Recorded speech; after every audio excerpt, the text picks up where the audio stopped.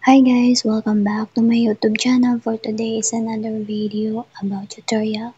And today is pag-usapan natin kung paano natin makuha yung lifetime SBIP or paano magkaroon ng lifetime SBIP dito sa PureTuber. Okay, kung bago ka lang dito sa aking YouTube channel, please do subscribe and hit the notification bell para updated ka sa mga bagong update ko or upload ko dito sa YouTube. Okay, so ngayon guys is I have 111,588 na coins. Okay? So, itong 111,588 na coins, pwede mo siyang ma-redeem into SBIP. Okay guys?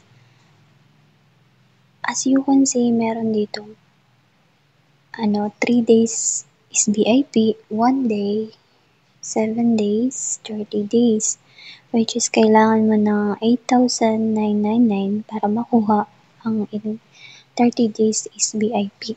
So, ayun, kapag wala kang 111,588 or coins, ibig sabihin hindi ka magkakaroon ng SBIP.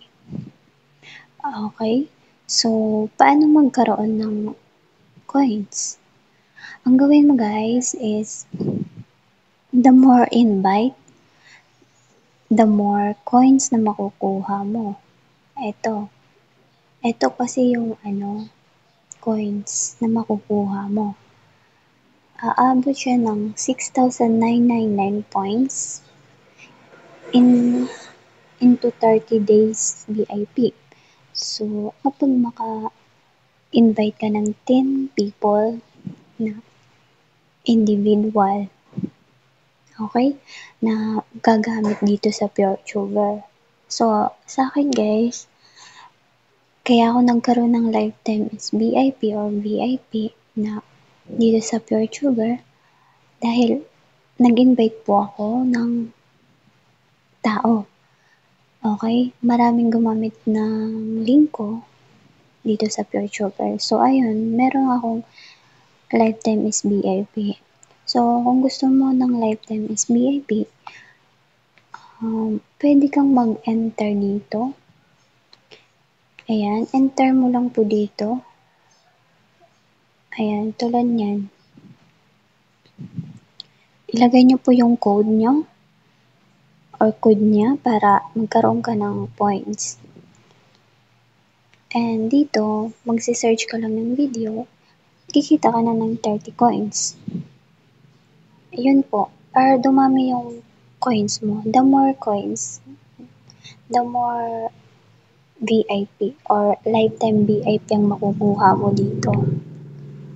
Okay? So, sa panonood ng videos, makakuha ka ng 10 coins.